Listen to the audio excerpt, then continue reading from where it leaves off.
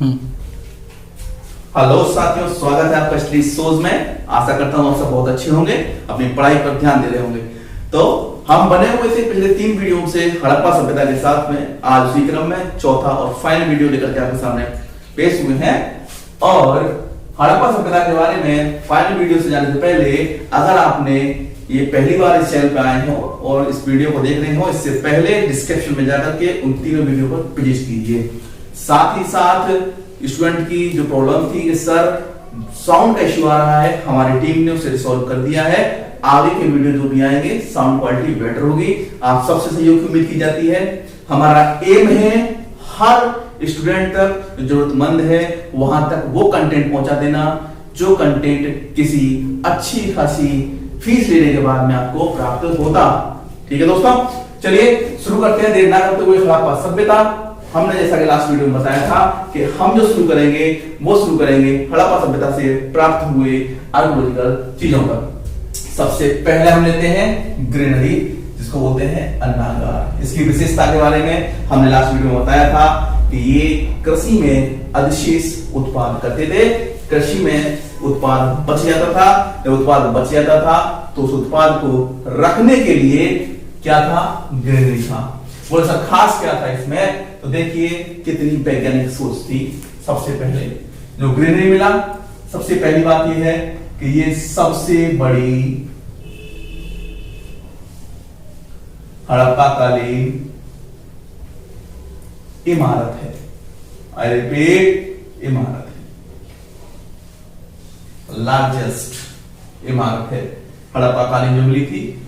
इसका कुछ शेप के बारे में बात कर लेते हैं। तो देखिए इसमें 6 कमरे इस तरफ और 6 कमरे दूसरी तरफ, कुल मिलाकर के 12 कमरों की एक इमारत थी।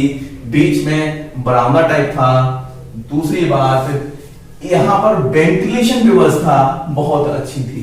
वेंटिलेशन व्यवस्था की जरूरत होती है अनार का भंडारण करने में, क्योंकि अनाज में नमी इत्यादि की मात्रा का भी ध्यान रखना पड़ता है। इस वजह से यहां पर वेंटिलेशन की व्यवस्था थी। खिड़की के माध्यम से वेंटिलेशन की व्यवस्था थी। तो देखिए वेंटिलेशन के साथ ही साथ यहां से जो बनाए गए थे नदियों के पास में। पहली बात, ये पाया कहां से जाता है, हड़प्पा से पाया जाता है इस तरह का स्ट्रक्चर। और ये स्ट्रक्चर जो था वो नदी के पास में था। बोला तो नदी के पास में कैसे, तो नो डाउट दिमाग लगाओ, यातायात का सबसे सस्ता और अच्छा साधन अगर होता है कोई, तो वो होता है जलमार्ग। आज भी जलमार्ग से यदि कोई व्यापारिक यातायात किया जाता है तो सबसे सस्ता है, सबसे सटीक और सबसे सुरक्षित तरीके से सामान आता है। साथ ही साथ ये बनाए जाते थे नदी के किनारे, और इसके ठीक पास में प्राप्त हुआ है एक 2 रूम्स, 2 रूम का एक कमरा, एक मकान टाइप में। आप बताइए किसके लिए रहा होगा? गलत जवाब, गलत सोच रहे हैं व्यापारियों के लिए। बिल्कुल घटिया सोच है, सुधारो। आज के व्यापारी उस समय क्या था, व्यापारी का जो औहदा था वो ऐसा समझ लीजिए राजा के बराबर, क्योंकि हमने बताया था हड़प्पा में किसी तरह का कोई राजा का कॉन्सेप्ट नहीं था। व्यापारी यहाँ पे प्रभुत्व वर्ग में था। तो जब प्रभुत्व वाला व्यक्ति रहेगा तो एटलीस्ट 5 स्टार होटल तो होना चाहिए ना, जहाज जो होता है उस टाइप का। तो ये जो 2 रूम सेट था वो था मजदूरों के लिए। क्या हुआ, निराशा हुई? बोल सब 2 रूम सेट मजदूरों के लिए, तो बिल्कुल सही समझ गया। हमने पहली साइड को देख लिया, दैट इज ग्रेनरी अन्नागार। उसकी विशेषताओं पे बात कर ली। चलिए आप दूसरी साइड की तरफ चलते हैं, स्नानागार। वाट टब, बहुत ही फेमस साइट और ये बहुत ही फेमस स्ट्रक्चर, जिसकी वजह से हड़प्पा सभ्यता को इतनी पॉपुलैरिटी मिली। आप जब भी हड़प्पा सभ्यता के बारे में कभी भी कुछ भी सर्च करते हैं, सबसे पहला आने वाला फिगरेंस जो आपके सामने होता है वो होता है हड़प्पा कालीन स्नानागार। तो हड़प्पा कालीन स्नानागार की कुछ विशेषताओं के बारे में बात करते हैं कि ऐसी विशेषता इसके अंदर क्या थी। सबसे पहला ये प्राप्त हुआ मोहनजोदड़ो से।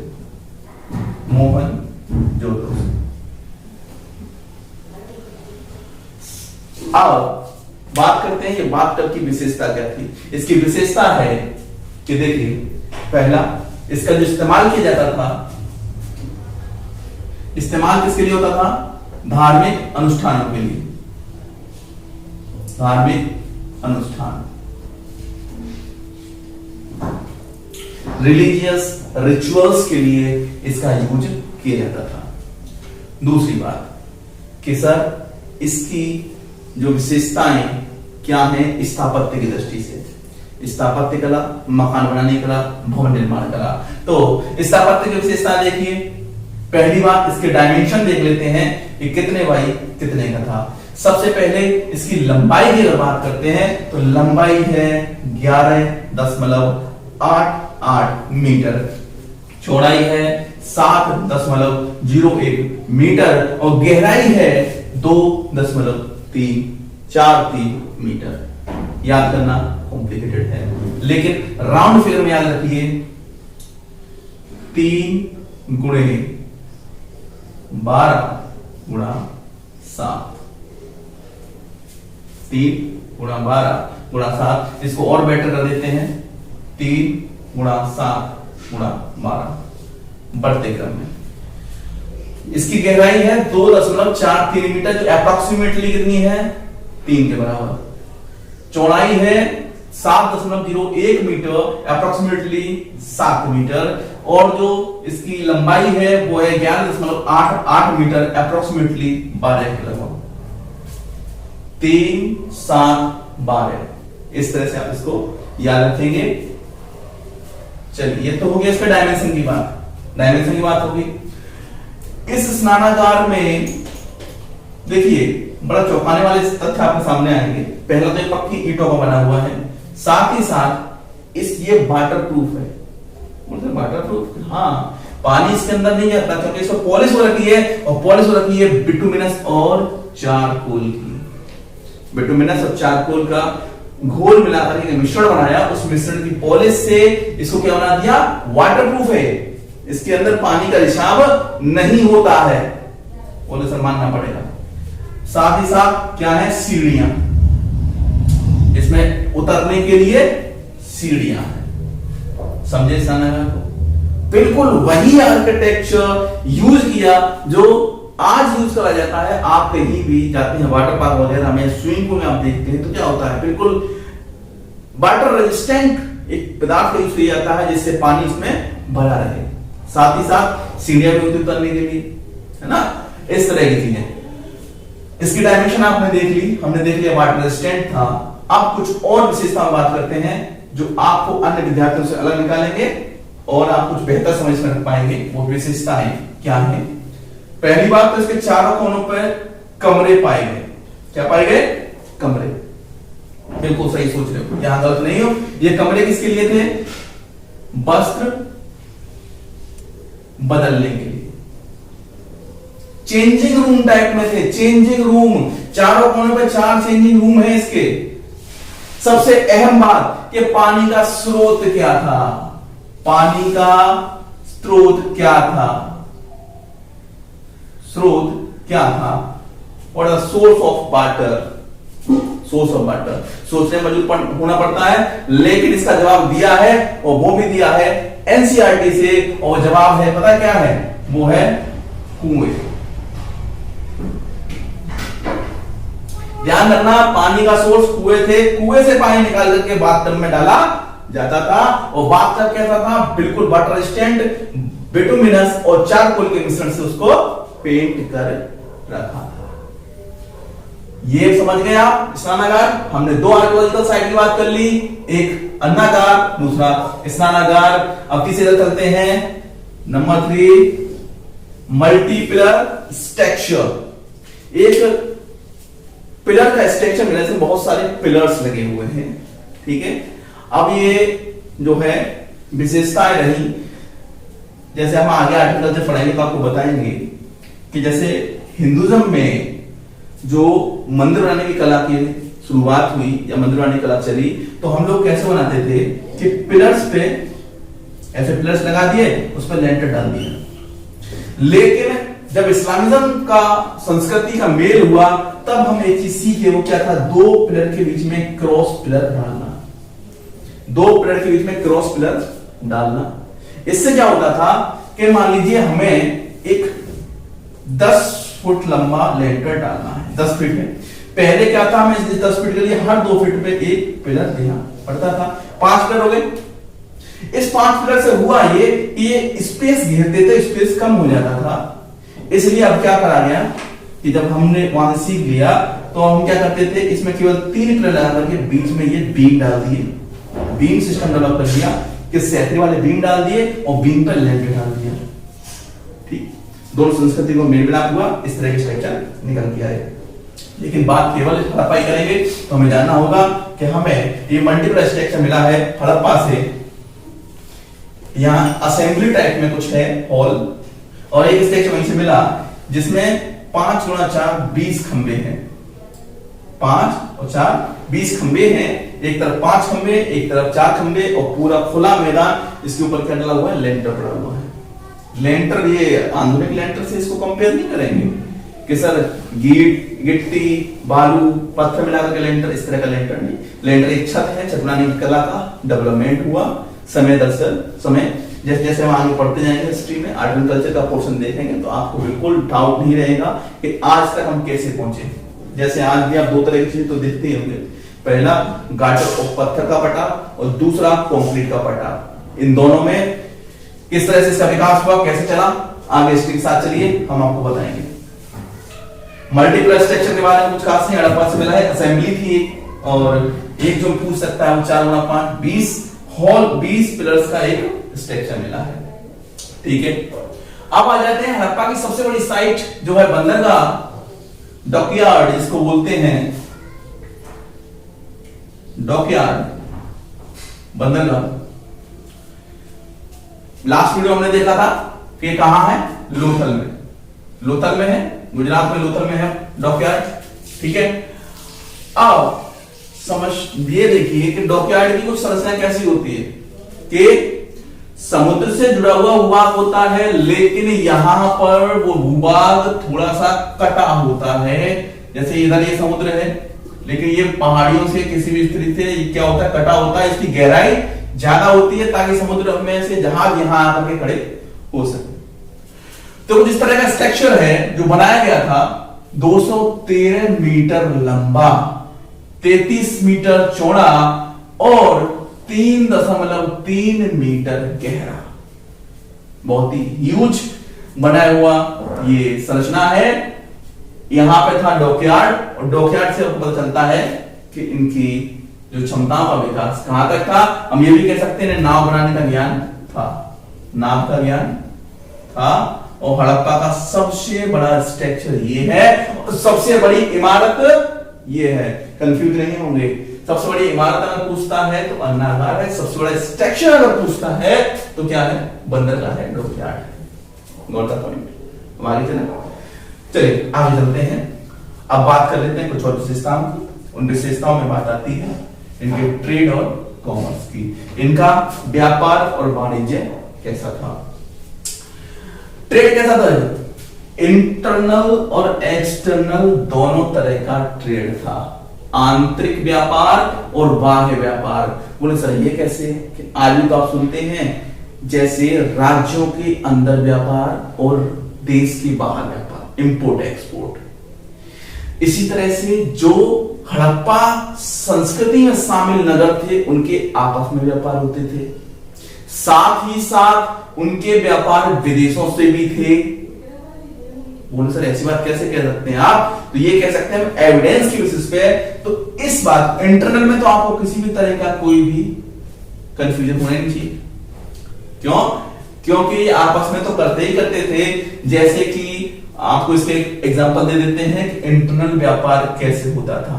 जैसे तांबा, जो तांबा है वो राजस्थान के क्षेत्री से निकलता था। क्षेत्री की सुरंग आपने सुनी होगी, आज भी वहां खदान में तांबा निकलता है, क्षेत्री क्षेत्र से निकलता था। तो ये तांबा देश के राजस्थान से निकलता था। आज जो राजस्थान सिचुएटेड है, तो हड़प्पा के अन्य स्थान आपको बताए थे, कुछ पाकिस्तान में भी थे, कुछ अफगानिस्तान में भी थे। तो वहां पर भी ट्रेड होता होगा आपस में, क्योंकि पूरे में जो प्रसार किसका था, तो प्रसार था कांसे का। हमने पहले बताया था कांस्य की सभ्यता है, कांस्य का प्रसार था। और ये कांसा जब भी मिलेगा जब कांसा तांबा प्लस टिन। ये दो धातु अगर हम मिला दें तो क्या बन जाता है? कांस्य। Bronze becomes copper plus tin. अब ये कॉपर मिली राजस्थान से, ठीक है। टिन कहां से मिली सर? तो टिन मिली अफगानिस्तान ईरान से। बेस्ट उदाहरण, एक ही शब्द से आप समझ गए। कांसा बनाना है तांबा देश के अंदर से और टिन देश के बाहर से। देश का एस्पेक्ट नहीं लेंगे, यहां एस्पेक्ट लेंगे कहां से? तो एस्पेक्ट लेंगे सिंधु सभ्यता के बाहर के स्थानों से। जैसे टिन कहां से मिल रही है? टिन मिल रही है अफगानिस्तान और ईरान से। तो अफगानिस्तान क्षेत्र तो किसका है? सिंधु घाटी सभ्यता का। लेकिन ईरान में क्या है? Mesopotamian civilisation. तो मेसोपोटामिया के साथ व्यापार हो रहा है, समझ पाए? तो मेसोपोटामिया के साथ व्यापार हो रहा है और तांबा और टिन दोनों मिलकर कांसा बना, तो कांस्य युगीन सभ्यता इसको कहते हैं। तो इंटरनल और एक्सटर्नल ट्रेड आप समझ गए। चलिए आगे चलते हैं। इसी का उदाहरण है डॉकयार्ड, क्योंकि डॉकयार्ड जो था वहां से बंदरगाह से जो ये एक्सपोर्ट करते थे बाहर, इसका उदाहरण था कि ट्रेड कॉमर्स डेवलप था। तो डॉकयार्ड समझ सकते हैं, विदेशी व्यापार का एक उदाहरण था। चलिए, और सबसे अहम बात, इनकी सील, इनकी मोहरें अन्य संस्कृतियों से भी प्राप्त हुई। जैसे व्यापार के लिए इन्होंने कोई सामान भेजा, वहां से कुछ सामान आया तो आपस में एक्सचेंज हो रहा है मोहर के बेसिस पे। लो ये मोहर लगा दी, ऑथेंटिक हो गया, ले जाओ। बोले कैसे? जैसे जीएसटी लागू होने के बाद में ई वे बिल बनता है। कॉमर्स जब आएंगे इकोनॉमी पे तो बताएंगे, ठीक है। इतना तो पता होगा, ई वे बिल बनता है। कोई भी उत्पाद अगर आप एक राज्य से दूसरे राज्य में ले जा रहे हैं तो ई वे बिल होगा, आप दिखाते जाएंगे, चले जाएंगे। इसी तरह से इनमें व्यापारों में यूज होती थी मोहरें, और मोहरों से काम होता था इनका। साथ ही ये मोहरें अन्य सभ्यताओं से भी प्राप्त हुई। मेसोपोटामिया सभ्यता से मोहरें प्राप्त हुई हैं। सिंधु घाटी सभ्यता की मोहरें, वो मोहरें बनी किससे थी? तो सीलकड़ी से बनी होती थी। सीलकड़ी से बनी होती थी, सीलकड़ी से, सीसा से, इस तरह की धातुओं से बनी होती थी मोहरें। अब ये मोहरें होता क्या था इन मोहरों में? तो एक तो आदियोगी की मोहर हम आपको पहले ही बता चुके, जिसमें ध्यान की मुद्रा में एक आदियोगी है, 5 जानवर आसपास है। साथ ही साथ भैंसे की मोहर थी, बाघ की मोहर थी, बकरी की मोहर थी। भैंसे की, बाघ टाइगर और बकरी गोट, इन सब की मोहरें भी प्राप्त हुई। हमने समझा कि ट्रेड कॉमर्स होता था, इंटरनल एक्सटर्नल दोनों था। साथ ही साथ डॉकयार्ड मिला। इससे ये सिद्ध होता है कि बाहर की सभ्यताओं से इसका व्यापार था। और उसके बाद में व्यापार होता कैसा था? मोहरें एक दूसरे से आदान प्रदान होती थी। व्यापारी यहाँ का वहां जाता था, मोहरों का इस्तेमाल करता था, ठीक है ना। बोले सर ये पॉइंट थोड़ा समझने में कठिन हो रहा है, तो दिमाग लगाओ। जैसे आज भी बहुत सारी कंपनी ऐसी हैं, विदेशी कंपनी भारत में काम कर रही है, भारतीय कंपनी विदेशों में काम कर रही हैं, लेकिन उन सब का एक ट्रेडमार्क, होलोमार्क ऐसा होता है ना, ट्रेडमार्क, होलोमार्क, इस तरह की चीजें होती है ना। जैसे अमेजन का अपना एक ट्रेडमार्क होलोमार्क है ना। अब अमेजन का अपना ट्रेडमार्क होलोमार्क है। अमेजन काम जब उसका बेस जरूर अमेरिका में है, लेकिन जब इंडिया में काम कर रही है तो इंडिया में भी तो उसके डिस्ट्रीब्यूटिंग सेंटर बने हुए हैं, डिस्ट्रीब्यूशन सेंटर हैं, है ना। इसी तरह से ये लोग व्यापार करते थे विदेश से, लेकिन उनके सेंटर वहां भी होंगे, समझ पाए। चलिए, मोहरें थी। अच्छा, अब व्यापार होता किस चीज का था? थोड़ा धातुओं पर ध्यान दे लेते हैं, प्रश्न वहां से ज्यादा बनता है। इससे पहले हमने आपको बता चुके हैं कृषि में क्या क्या होता था। ये लोग कपास को भेजते थे बाहर, है ना, वहां से कुछ मंगाते थे। धातुओं पर ध्यान देते हैं। देखिए, धातुओं को एक करके ध्यान से देखते जाएंगे। सबसे पहली धातु जो है वो है सोना, गोल्ड। ये आता था अफगानिस्तान और ईरान से। अफगानिस्तान सिंधु घाटी सभ्यता का क्षेत्र है, ईरान मेसोपोटामियन सभ्यता का क्षेत्र है। और कहां से आता था सोना? तो सोना आता था कोलार गोल्ड माइन से, केजीएफ।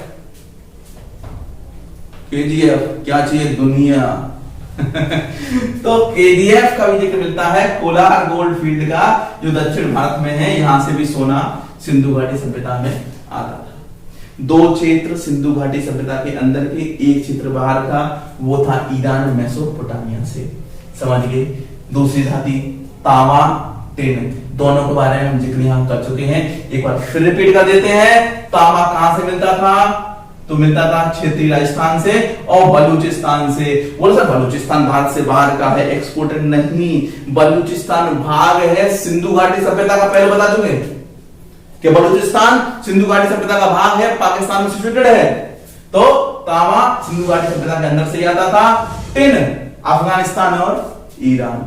अफगानिस्तान और ईरान, अफगानिस्तान सिंधु घाटी सभ्यता का क्षेत्र है, ईरान मेसोपोटामिया का है। 3 धातु की बात होगी। अब बात करते हैं जेड। ये आती थी पामीर से, पामीर का पठार। थर्ड पॉइंट, सेल खड़ी जिससे मोहरें बनती थी, ये आती थी ईरान से, तापी छैया नाम की जगह से।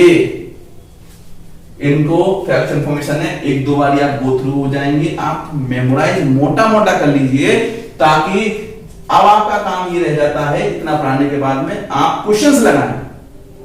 क्वेश्चंस लगाने के बाद में जज करें खुद को, मैंने कितना सीखा, और पढ़ाने वाले को जज करें कि इसने कितना पढ़ाया और क्या बाकी रह गया। ये सबसे अच्छा स्किल है। चलिए, सिंधु घाटी सभ्यता की विशेषताएं हमने पढ़ ली, ठीक है ना। अब एक लास्ट पॉइंट की हम बात करेंगे जो सिंधु घाटी सभ्यता के बारे में है, कि इसमें बड़ा विवादास्पद पॉइंट है। वो पॉइंट है सिंधु घाटी सभ्यता का अंत कैसे हुआ। तो बहुत सारे हिस्टोरियन ने रिसर्च के बेसिस पे अपने अपने मत दिए, कुछ की हम बात कर लेते हैं जो अक्सर पूछा जाता है। जैसे एक हिस्टोरियन है व्हीलर गार्डन। व्हीलर गार्डन कहते हैं आर्य के आक्रमण से, बोले आर्यंस आए, आक्रमण किया और सिंधु घाटी सभ्यता का अंत कर दिया। आर्यंस अगला चैप्टर आएगा, वैदिक सभ्यता उसमें आएगा। फिलहाल आप स्टेटमेंट याद रखिए, डेप्थ में उसमें बात करेंगे। ये कौन कहते हैं? व्हीलर। व्हीलर कहते हैं, व्हीलर महोदय कहते हैं आर्यंस ने खत्म किया। नदी मार्ग में परिवर्तन हो गया, नदी ने अपना मार्ग परिवर्तित कर लिया। ये कौन कौन कहता है? नदी मार्ग। इसमें बहुत सारे विद्वान इससे सहमत हैं, जैसे डेल्स, वत्स, लैम्ब्रिक। बोले सर इतना खतरनाक नाम याद कैसे रखेंगे? बोले मोटा मोटा याद रखिए। कभी कभार यूपीएससी या पीसीएस के पेपर बन सकता है कि सिंधु घाटी सभ्यता के अंत का कारण क्या था। वहां 3-4 स्टेटमेंट दे देगा, इन्हीं में से उठा के एक अलग कर देगा और ऑप्शन सेट कर देगा 1 2 3 2 3 4 2 1 3, इस तरह से, और आप घूमते रह जाओगे। इस वजह से संपूर्णता के साथ में ज्ञान अर्जन कीजिए। उसके बाद जो मत आता है कि इसका जो अंत हुआ वो किसी को वाड़ से, ये सबसे ऑथेंटिक माना जाता है, सबसे ऑथेंटिक और एक्सेप्टेबल माना जाता है कि सिंधु घाटी सभ्यता का अंत वाड़ से हुआ। और ये देने वाले थे मैके एंड SR राव, इंडिया से। बाढ़ वाले को आप 100% याद रखेंगे कि ये बहुत ऑथेंटिक माना जाता है कि हाँ बाढ़ से सिंधु घाटी सभ्यता का अंत हुआ होगा। वहीं एक व्यक्ति कहते हैं कि इसका अंत सूखा से हुआ होगा, वो थे DP अग्रवाल। DP अग्रवाल, ठीक है। तो DP अग्रवाल सर जो है वो कहते हैं कि सूखा से इसका अंत हुआ। सूखा, ड्रॉप, सूखा आया इसका अंत हो गया, फ्लड आया इसका अंत हो गया, ऐसा और मैके, है ना। तो आपको ये दोनों याद रखने होंगे क्योंकि ये दोनों बहुत ऑथेंटिक माने जाते हैं। 1 मिनट का समय और चाहूंगा, कुछ थोड़ी सी बात कर लेते हैं सिंधु घाटी सभ्यता के बारे में। वो ये है कि देखिए, कभी भी किसी भी सभ्यता की हम बात करें, सिंधु घाटी सभ्यता की बात नहीं हो रही, किसी भी सभ्यता की बात कर लेते हैं। जैसे आज का आधुनिक काल, एक भयंकर टाइप का भूकंप आया, ऐसा कि बिल्कुल स्केल 7.5 या 8 के लगभग, ऐसा मैं उम्मीद नहीं करता हूं। एक एग्जांपल के लिए बता रहा हूं, डरना चाहिए। देखिए, अच्छा सैन एंड्रोस मूवी तो देखे होगे ना, ठीक है, मिस्टर रॉक का मूवी है सैन एंड्रोस। इसमें दिखाया है कि जब भूकंप आता है तो उसके क्या कॉन्सिक्वेंसेस होते हैं। अगर मान लीजिए खतरनाक तरह का भूकंप आया और सारे मकान गिर गए, तो आपको लगता है मानव सभ्यता खत्म हो जाएगी? बिल्कुल नहीं। बोले कैसे?